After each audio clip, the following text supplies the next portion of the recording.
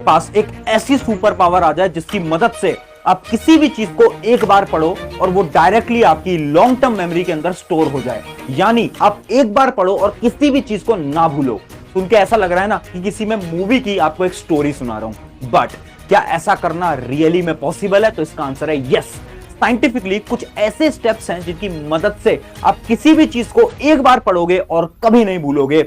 चलिए इन्हीं सब स्टेप्स को डिटेल में समझते हैं। जब इतना कुछ पढ़ा है फिर भी कुछ याद नहीं है। जो हमारी फिजिकल ब्रेन है उसको कैसे स्ट्रॉन्ग किया जाए? जिसकी मेमोरी अच्छी होती है उसे पढ़ाई लिखाई की चीजें, हर चीजें याद रहती हैं। आपको दो प्रकार के स्टूडेंट्स होते हैं। एक वो स्टूडेंट जो कि किसी भी चीज को एक बार पढ़ता है और उसके ब्रेन के अंदर, उसकी मेमोरी के अंदर वो चीज हमेशा के लिए स्टोर हो जाती है। जबकि एक और टाइप के स्टूडेंट होते हैं, ये वो स्टूडेंट होते हैं जो कि चीजों को बार बार पढ़ते हैं, 2-3 बार रिवीजन भी करते हैं, बट उसके बाद भी ये किसी भी चीज को याद नहीं कर पाते। अब इन दोनों स्टूडेंट्स के अंदर फर्क क्या होता है? फर्क है कुछ हैबिट्स का।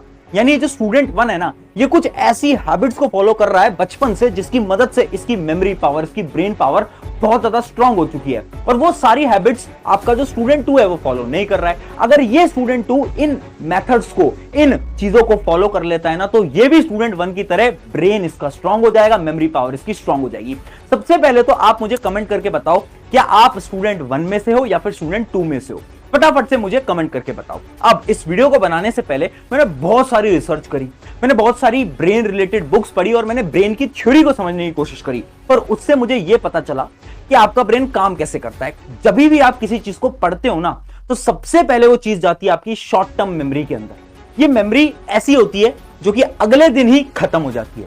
स्टूडेंट ने बोला कि मैं हर रोज पता क्या करता था, मैं सिर्फ अपने 10 मिनट निकालता था और उस 10 मिनट के अंदर अकेले घूमने जाता था।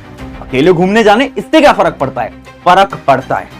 अब वो जो स्टूडेंट था, जब अकेले घूमने जाता था ना, तो वो विजुलाइज करता था उसका पूरा दिन कि आज मेरे साथ आखिर हुआ क्या। आज मैं स्कूल में गया, आज मैंने इस किताब में ये पढ़ा, आज मेरे को एक दोस्त मिलने आया था, मैंने उससे ये बात करी, ये करा, वो करा, वो करा। तो पूरे के पूरे दिन को विजुलाइज करता है अपने ब्रेन के अंदर। कब? जब वो 10 मिनट घूमने जाता है। अब इससे क्या होता है ना, साइंटिफिकली इस टेक्निक से आपके जो ब्रेन के न्यूरॉन्स हैं वो आपस में लिंक करने लगते हैं, और जब वो लिंक करने लगते हैं तो आपकी जो मेमोरी है, आपकी जो थिंकिंग है, वो स्ट्रांग होती जाती है।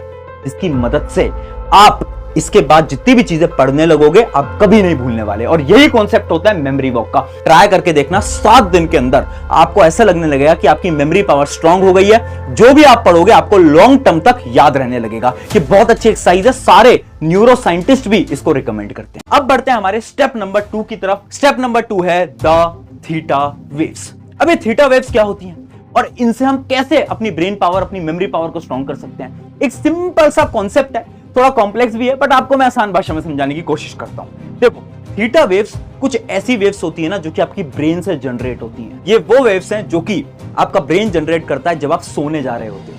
आपने देखा, जब आप सोने जाते हो तो आपके दिमाग से कुछ कुछ सिग्नल्स आते हैं, आपके दिमाग में बहुत सारे थॉट्स आने लगते हैं। वही जो सारी वेव्स हैं उन्हीं को हम बोलते हैं क्या? Theta waves. अभी जो थीटा वेव्स है ना, इनका डायरेक्टली रिलेशन होता है आपकी मेमोरी पावर, आपकी क्रिएटिविटी से।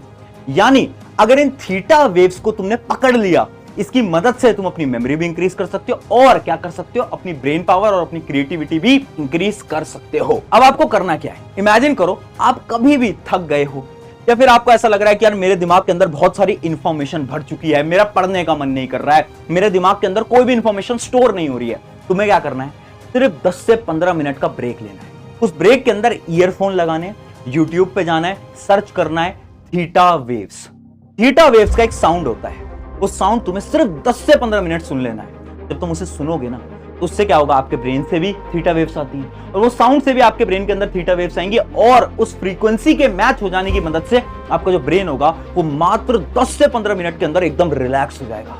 और जब ये रिलैक्स होगा ना, तो आप 10-15 मिनट के बाद जब वापस पढ़ने जाओगे ना, तो आप देखोगे कि अब आप चीजों को अच्छी तरीके से याद कर पा रहे हो, आपकी मेमोरी पावर अच्छी हो गई है, और आपको जो फीलिंग आ रही थी ना कि कुछ भी याद नहीं आ पा रहा है, वो फीलिंग आपके अंदर से खत्म हो जाएगी। मैं सच बता रहा हूं, ये आपकी मदद करने वाला है। बहुत अच्छी टेक्निक है, बहुत सारे न्यूरो साइंटिस्ट भी रिकमेंड करते हैं और बहुत सारे लोग क्योंकि इसे फॉलो करते हैं वो भी रिकमेंड करते हैं। बहुत सारी किताबों के अंदर भी इसका जिक्र है।